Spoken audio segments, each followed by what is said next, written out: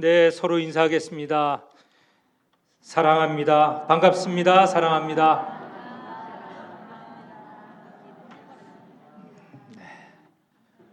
오늘 추수감사 주일입니다. 앞에 평소에 없는 것들이 있죠. 네, 감도 있고, 그리고 호박도 있고, 배추도 있고, 고구마도 있고. 그런데 이 앞에 있는 이 녹색, 길쭉한 게 이게 호박이라고 합니다. 저는 이런 호박 처음 봤습니다. 그런데 여기서 쌀은 잘 모르겠어요. 그런데 나머지 거는 전부 우리 교인들이 추수한 것입니다. 이 많은 것을 차리지는 않았지만 전부 추수한 것들을 모아왔습니다. 이 귤도 추수한 것은 아니겠네요. 다른 것들은 다 교인들이 직접 가져오셨어요. 추수한 배추 가져오겠다, 호박 가져오시겠다 등등 해서 이렇게 차렸습니다. 벼가 있었으면 좋을 텐데 벼가 없어서 벼 비스무리한 모양만 이 갈대를 또 이렇게 베어서 묶어 왔습니다. 뭐 그럴 듯합니다. 내년에는 벼도 좀 모아 왔으면 가져왔으면 좋을 듯 싶습니다. 추수감사절, 제가 이 추수감사절에 적절한 시 한 편을 여러분에게 소개를 하겠습니다. 대추 한알이라는 시인데, 대추는 어디 대추가 좋죠? 보은 대추. 최근에 보은 대추 많이 먹었습니다. 감사합니다.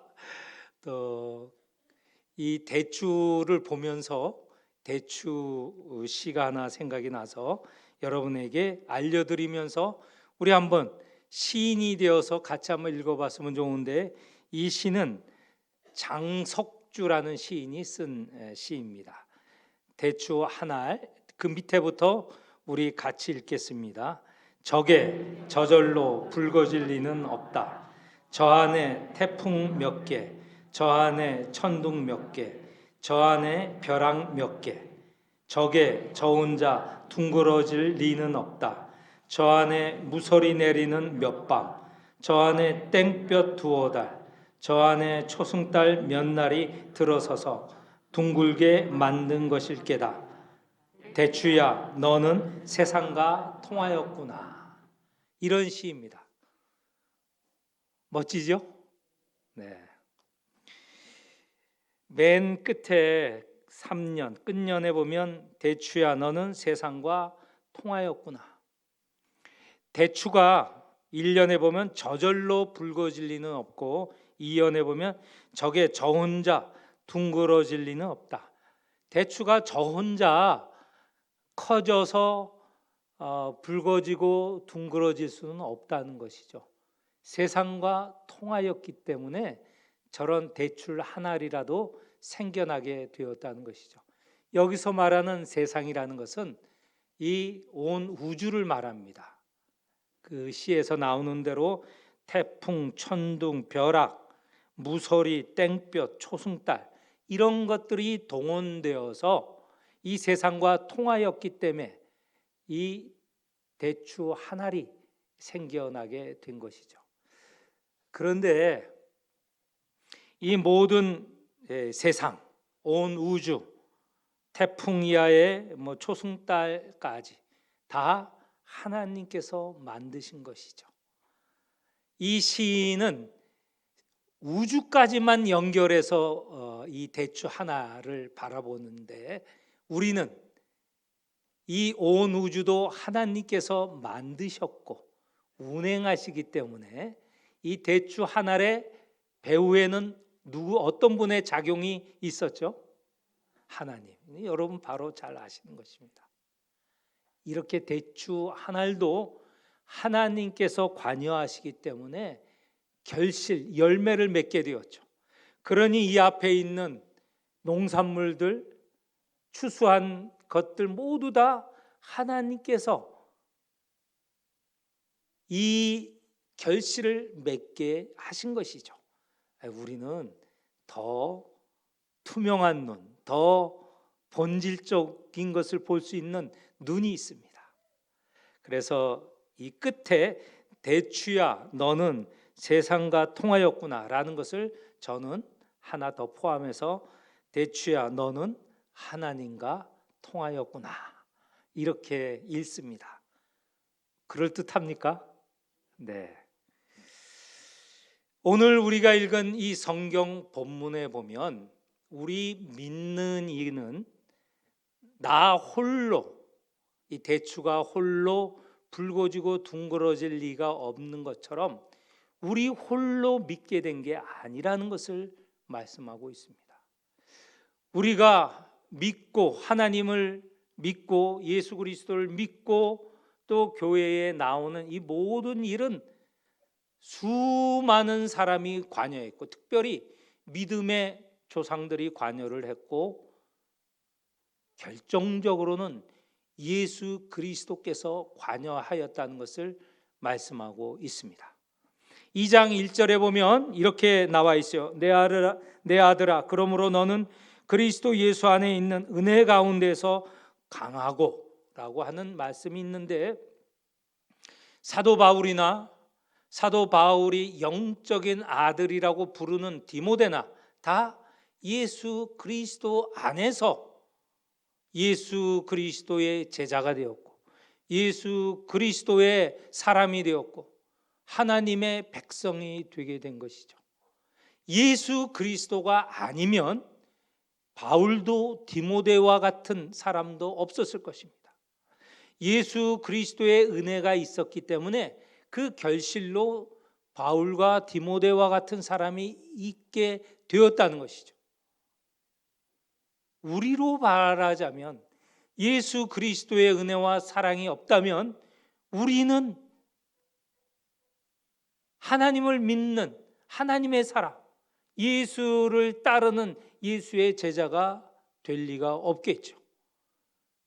우리가 이 자리에 있고 우리가 우리의 신앙을 고백하는 것은 다 예수 그리스도로 인한 열매들이라는 것이죠.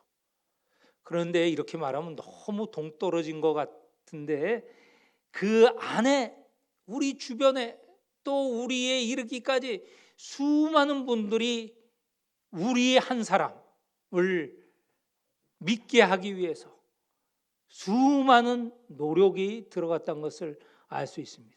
2절에 보면 2절 우리 같이 읽겠습니다. 2절 또 내가 많은 증인 앞에서 내게 들은 바를 충성된 사람들에게 부탁하라. 그들이 또 다른 사람들을 가르칠 수 있으리라. 여기에 보면 네 종류의 인물들이 나옵니다. 바울이 디모데에게 말씀을 들려줬죠. 그래서 디모데가 예수를 믿게 되었습니다. 이 디모데는 말씀을 듣고 그냥 그대로 있지 않았습니다. 그가 충성된 사람들에게 복음을 전수했습니다. 충성된 사람들에게 부탁하라 라고 하는 이 부탁하라는 말은 전수하라 라는 말과 같은 말입니다. 바울에게서 들은 이 복음을 디모데는 충성된 사람들에게 전하였다는 거예요. 전수하였다는 거예요. 그런데 이 충성된 사람들은 또 가만히 있었느냐? 아닙니다. 그들은 또 다른 사람들을 가르쳤습니다. 이렇게 본다면 요 2절에서만 본다고 하면 4대가 나와요. 4대. 차 한 대, 두 대가 아니고 한 세대, 두 세대, 세 세대, 네 세대가 나오는 말이라는 것이죠. 바울이 예수 그리스도의 은혜와 사랑으로 사도가 되었습니다. 믿는 이가 되었습니다. 이게 일대예요. 바울은 소아시아에서 복음을 전하다가 디모데를 만나 그를 불렀습니다. 가르쳤습니다. 예수 그리스도를 전하였습니다. 그래서 디모데가 예수를 믿게 된 것이죠. 2대입니다. 2대. 이 디모데는 바울과 같이 자기가 받은 복음을 전수했어요. 충성된 사람들에게 전수했어요. 3대입니다. 3대. 이 충성된 사람들은 또한 여러 주변에 있는 사람들에게 복음을 가르쳐 줬어요. 4대입니다. 그래서 저는 이 9절 디모데후서 2장 2절을 영적인 4대라고 봅니다. 영적 4대. 1대 바울, 2대 디모데, 3대 충성된 사람, 4대 또 다른 사람들. 이렇게 대를 이어서 온 복음이 오늘 우리에게까지 전달되었다는 것이죠. 바울의 애씀이 디모데라는 열매, 디모데의 애씀이 충성된 사람들이라는 열매, 충성된 사람들이 애씀에 또 다른 사람이라는 열매가 맺게 되는 것이죠. 그런데 우리 자신, 나 자신은 어떤 이의 노력에 의한 열매인가? 오늘 이것을 생각해보는 그런 시간이 되었으면 좋겠습니다. 여러분 누구에 의해서 전수받았고 또는 부탁받았고 또는 가르침을 받았습니까? 여러분 위에는 여러분에게 복음을 전한 이가 있을 거예요. 그걸 한번 거슬러 보면서 나를 열매로 맺게 하신, 물론 저 근본적으로 예수 그리스도에게 감사드리지만 그게 가장 큰 감사죠. 그런데 그 복음이 직접적으로 나에게 전하여 준 분은 누구인가 생각해 보는 시간이 되었으면 좋겠다는 것이죠. 기억나세요?